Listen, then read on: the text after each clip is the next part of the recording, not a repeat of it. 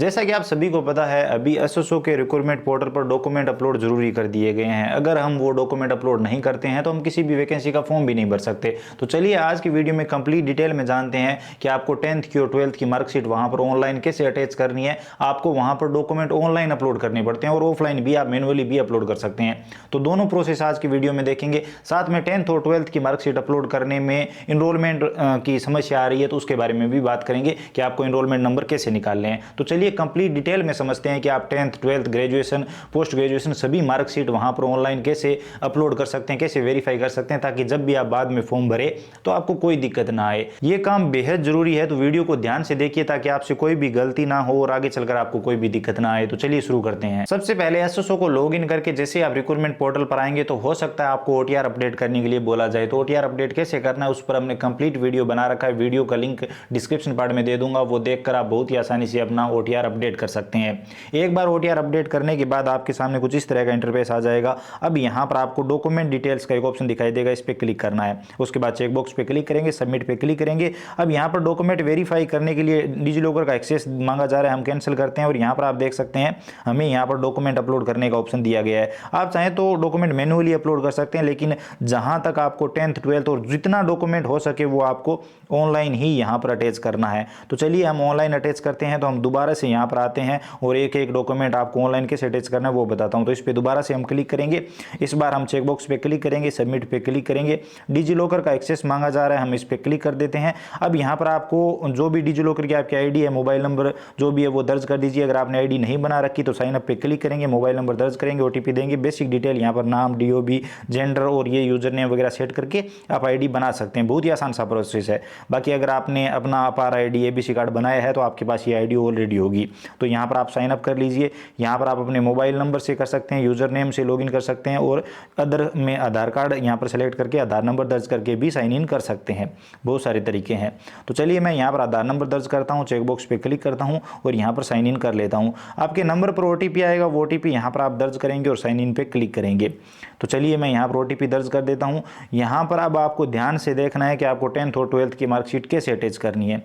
यहाँ पर sign in करने के बाद यहाँ पर देखिए परमिशन मांगी जा रही है कि आपको कौन कौन से डॉक्यूमेंट यहाँ से अलाउ करने हैं वेरिफिकेशन के लिए जो वहाँ पर जा सके। तो यहाँ पर देखिए 10th और 12th का ऑप्शन है, इन पे हम, इनके आगे जो चेकबॉक्स है इन पे हम क्लिक कर देते हैं और उसके बाद हम यहाँ पर अलाउ कर देते हैं कि ये डॉक्यूमेंट जो है वो वेरीफाई किए जा सकते हैं, वहाँ पर अटैच किए जा सकते हैं। तो हमने सेलेक्ट कर लिया। इसी के साथ यहाँ पर 10th और 12th का ऑप्शन है, उसके बारे में भी बात करेंगे। अलाउ करेंगे तो यहाँ पर आप देखेंगे कि आपके डॉक्यूमेंट जो है वो अटैच नहीं होंगे और आम जनता को, ज़्यादातर लोगों को यही प्रॉब्लम आ रही है। तो अब आपको क्या करना है, आपको फिर से चेकबॉक्स पे क्लिक करना है, सबमिट पे क्लिक करना है। एक बार कैंसिल करके देखते हैं। यहाँ पर आप देख सकते हैं डॉक्यूमेंट नहीं आए हैं। तो अब यहाँ पर मैनुअली अपलोड, अगर डिजिलॉकर में नहीं है तो आप मैनुअली अपलोड करोगे, लेकिन यहाँ पर आपको मैनुअली अपलोड नहीं करनी है 10th और 12th की। अगर डिजिलॉकर उपलब्ध है तो, नहीं है तो फिर कोई ऑप्शन नहीं है, आपको अपलोड करनी पड़ेगी। अब इस तरह से करने के बाद आपके डॉक्यूमेंट अपडेट नहीं होंगे। अब आपको करना ये होगा कि पहले डिजिलॉकर पर जाकर अपने डॉक्यूमेंट जनरेट करने होंगे, डिजिलॉकर में वो डॉक्यूमेंट सेव करने होंगे। उसके बाद यहाँ पर रिक्रूटमेंट पोर्टल से आपको डिजिलॉकर पर रीडायरेक्ट किया जाएगा, तो वहाँ पर आपको डॉक्यूमेंट मिल जाएंगे और बहुत ही आसानी से आप अटैच कर पाएंगे।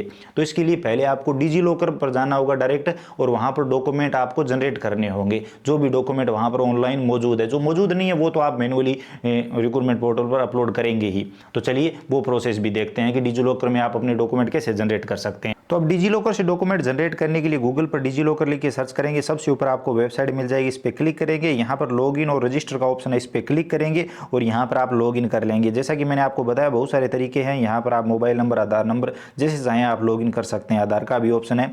तो चलिए हम यहाँ पर मोबाइल नंबर दर्ज करके कंटिन्यू करते हैं। यहाँ पर आपका अकाउंट दिखाई देगा, उस पर आप क्लिक करेंगे। उस पर क्लिक करने के बाद अगर आपसे पिन मांगे जाते हैं तो पिन दर्ज कर दीजिए। अगर आप भूल चुके हैं पिन तो फॉरगेट पिन पे क्लिक करके डेट ऑफ बर्थ डाल के पिन फॉरगेट कर सकते हैं। उसके बाद ओटीपी वाला ऑप्शन सेलेक्ट करेंगे, कंटिन्यू पे क्लिक करेंगे। आपके नंबर पर ओटीपी आएगा, वो ओटीपी यहाँ पर आप दर्ज करेंगे और यहाँ पर आप लॉगिन कर पाएंगे। तो चलिए मैं ओटीपी दर्ज करके वेरीफाई पे क्लिक करता हूँ। आप यहाँ पर डिजिलॉकर के होम पेज पे आ जाएंगे। अब यहाँ पर पहले अपने डॉक्यूमेंट इशू करने होंगे डिजिलॉकर में। डिजिलॉकर में आप डॉक्यूमेंट अटैच करेंगे और उसके बाद वहाँ पर रिक्रूटमेंट पोर्टल पर जाएंगे। तो सर्च डॉक्यूमेंट पे आपको क्लिक करना है। इस पर क्लिक करने के बाद इशू डॉक्यूमेंट में वो डॉक्यूमेंट आ जाएंगे। तो सर्च डॉक्यूमेंट पे क्लिक करना है। यहाँ पर आपको राजस्थान बोर्ड लिख के सर्च करना है। राजस्थान बोर्ड इस तरह से लिख के और जो सर्च का ऑप्शन है इस पर आप क्लिक करेंगे। अगर आपने आरबीएसई बोर्ड से 10वीं और 12वीं पास की है तो, नहीं तो आप अपना बोर्ड यहाँ पर सर्च करेंगे। उसके बाद यहाँ पर सबसे ऊपर आपको बोर्ड का नाम मिल जाएगा, इस पर क्लिक करेंगे। इस पर क्लिक करने के बाद अभी हमें 10th की मार्कशीट यहाँ पर इशू करनी है, तो हम 10th का मार्कशीट का जो ऑप्शन है उस पर हम क्लिक करेंगे। उसके बाद 10th की मार्कशीट के जो रोल नंबर है वो यहाँ पर आप दर्ज करेंगे और उसके बाद यहाँ पर आपको ईयर का ऑप्शन मिलेगा, यानी कौन से साल में आपने 10वीं पास किए, 2014 के बाद पास किए तो आपको यहाँ पर ऑप्शन मिलेंगे।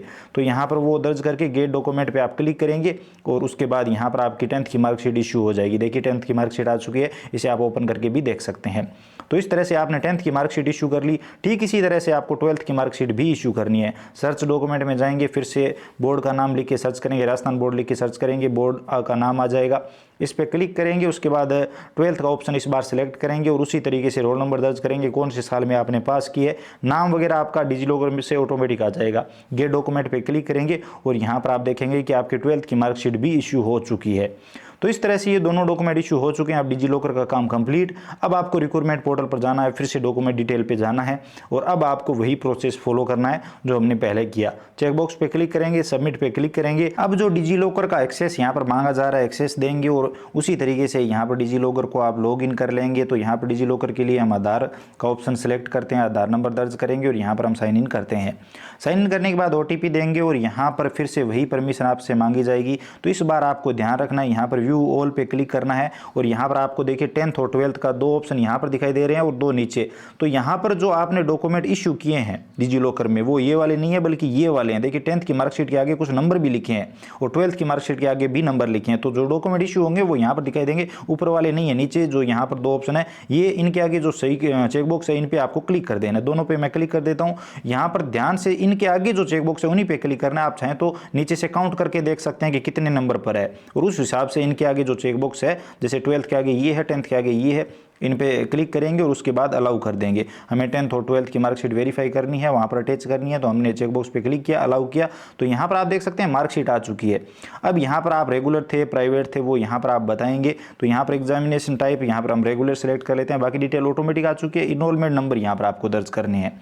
अब इनरोलमेंट नंबर आपको कैसे निकालने हैं, तो बहुत ही आसान सा प्रोसेस है। आप BSER बोर्ड की ऑफिशियल वेबसाइट पे जाएंगे, गूगल पर BSER बोर्ड लिख के सर्च करेंगे, सबसे ऊपर वेबसाइट मिल जाएगी। यहाँ पर आपको ओल्ड रिजल्ट वेरिफिकेशन का एक ऑप्शन मिलेगा, इस पर आप क्लिक करेंगे। इस पर क्लिक करने के बाद यहाँ पर आपको कंटिन्यू टू साइट का ऑप्शन मिलेगा, इस पर क्लिक करेंगे। उसके बाद यहाँ पर कौन से साल में आपने 10वीं या 12वीं पास किए, जिसके भी आप इनरोलमेंट नंबर निकालना चाहते हैं वो सिलेक्ट करेंगे ईयर और यहाँ पर सिलेक्ट करेंगे। अब यहाँ पर अगर आप 10वीं का निकाल रहे हैं तो देखिए सेकेंडरी मेन लिखा होगा, मेन एग्जाम से आपने पास किया, सप्लीमेंट्री से पास किया, सीनियर सेकेंडरी मेन लिखा है। अगर 12वीं का निकाल रहे हैं तो ये ऑप्शन आप सेलेक्ट करेंगे। तो इस हिसाब से आप अपने हिसाब से ऑप्शन सेलेक्ट कर लीजिए। जैसे हम 10वीं का इनरोलमेंट नंबर निकाल रहे हैं तो सेकेंडरी मेन का जो ऑप्शन है ये वाला सेलेक्ट करेंगे। अगर आपने सप्लीमेंट्री से पास किया तो वो सिलेक्ट कर सकते हैं। उसके बाद रोल नंबर दर्ज करके सबमिट पे क्लिक करेंगे तो यहाँ पर आपको इनरोलमेंट नंबर मिल जाएंगे। अब इनरोलमेंट नंबर में आपको ध्यान रखना है, यहाँ पर ऊपर डेट दी हुई है, डेट को छोड़कर बाकी जो सारे नंबर है वो वहाँ पर आपको दर्ज करने हैं। ये इनरोलमेंट नंबर दर्ज करेंगे, कितने अटेम्प्ट में आपने पास किया तो वो हम 1 लिख देते हैं।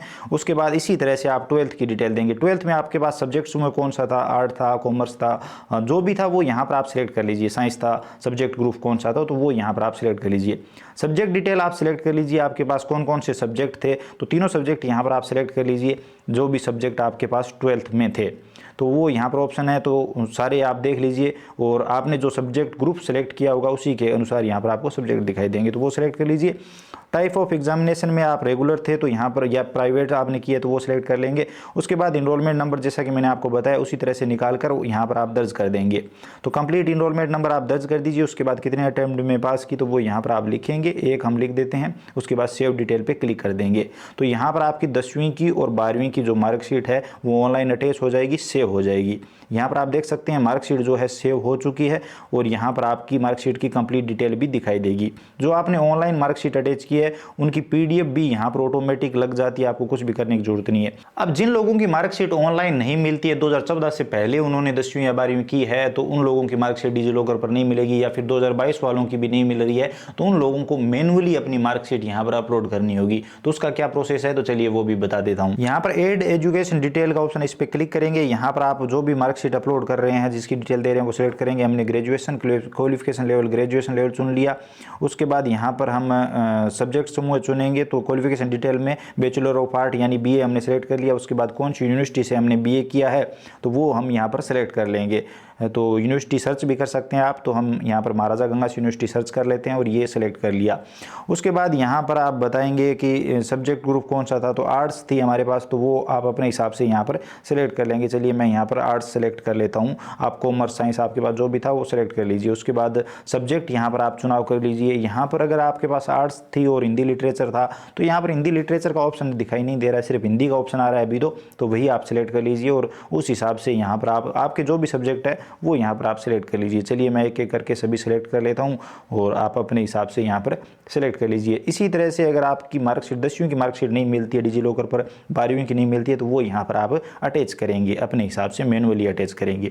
तो मैंने यहाँ पर ये सब्जेक्ट सेलेक्ट कर लिए हैं, आप अपने हिसाब से सिलेक्ट कर लीजिए। उसके बाद रेगुलर थे तो रेगुलर हम यहाँ पर सिलेक्ट कर लेंगे। उसके बाद रिजल्ट में हम यहाँ पर परसेंटेज सेलेक्ट कर लेते हैं। आपको ग्रेड वगैरह मिले हैं तो वो सिलेक्ट कर सकते हैं। इनरोलमेंट नंबर और रोल नंबर आपको मार्कशीट पर मिल जाएंगे, वो यहाँ पर दर्ज कर दीजिए। पासिंग ईयर कौन सा है मार्कशीट पर मिल जाएगा और मैक्सिमम मार्क और आपको कितने मिले हैं वो दर्ज करेंगे। अटेम्प्ट यहाँ पर लिखेंगे और यहाँ पर आप अपनी मार्कशीट अपलोड कर देंगे। सिर्फ फाइनल ईयर की ही डिटेल यहाँ पर आप दर्ज करें। सर्टिफिकेट अब अगर आपके पास है ग्रेजुएशन में फाइनल ईयर के बाद एक सर्टिफिकेट भी मिलता है वो है तो वो भी आप यहाँ पर दे सकते हैं, नहीं तो ऑप्शनल है। उसके बाद सेव मैनुअली पे क्लिक करेंगे, चेकबॉक्स पे क्लिक करेंगे, एग्री पे क्लिक करेंगे तो यहाँ पर आपका ये एजुकेशन डिटेल जो है वो सेव हो जाएगी। जो मार्कशीट है ग्रेजुएशन, पोस्ट ग्रेजुएशन या कोई भी कंप्यूटर वगैरह की मार्कशीट आप यहाँ पर अटैच कर रहे हो तो वो मार्कशीट आप मैनुअली भी अपलोड कर सकते हो। पीडीएफ फॉर्मेट में आपको अपलोड करनी है और जो साइज़ है वो यहाँ पर बताया गया है। इसी के साथ अगर कोई गलती हो जाती है तो यहाँ पर एक मेल आईडी भी दी गई है, आपकी कोई डिटेल मिसिंग है तो लास्ट 3 डेज में आप मेल करके और वो सही करवा सकते हो, तो वो चीज़ भी है। तो इस तरह से आप अपने डॉक्यूमेंट अटैच कर सकते हो रिक्रूटमेंट पोर्टल पर। जहाँ तक हो सके ऑनलाइन ही अटैच करें। जैसे 10th 12th की मार्कशीट ऑनलाइन मिल रही है डिजी लॉकर पर, 2014 के बाद अगर आपने पास की है तो वो आप ऑनलाइन अटैच कर दीजिए। जैसे 2022 वालों की नहीं मिल रही तो वो लोग क्या करेंगे कि ऑफलाइन अपलोड करेंगे, मैनुअली अपलोड कर दीजिए। जैसे मैंने अभी ग्रेजुएशन की अपलोड करके दिखाई, तो इस तरह से जिन लोगों की मिल रही है वो ऑनलाइन डिजी लॉकर से ले लीजिए, नहीं मिल रही वो ऑफलाइन मैनुअली अपलोड कर दीजिए। लेकिन डिजी लॉकर में जाकर पहले आपको वो मार्कशीट इश्यू करनी पड़ेगी, मैं आपको बता चुका हूँ। तो ये काम करने के बाद ही आप डिजी लॉकर से मार्कशीट लेंगे तो मिलेगी और आप फॉर्म भर पाएंगे।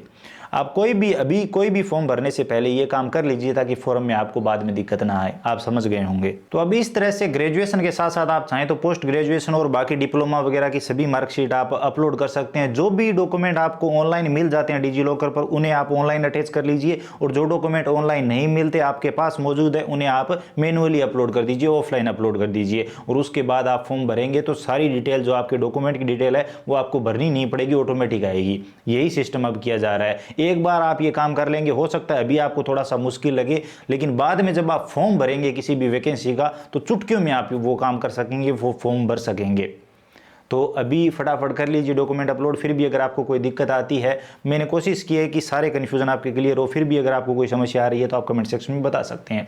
वीडियो इन्फॉर्मेटिव लगा है तो लाइक करिए, अपने दोस्तों के साथ शेयर करिए। चैनल पर नए हो तो सब्सक्राइब करके घंटी का बटन दबा लीजिए ताकि आने वाले सभी वीडियो और नई नई अपडेट आप सबसे पहले देख पाएँ। इसके अलावा अगर आपके मन में कोई भी सवाल सुझाव है, आप और कुछ भी जानना चाहते हैं, बताना चाहते हैं तो बताइए कमेंट सेक्शन में, हम जरूर बात करेंगे। चलिए मिलते हैं अगले वीडियो में नई अपडेट के साथ।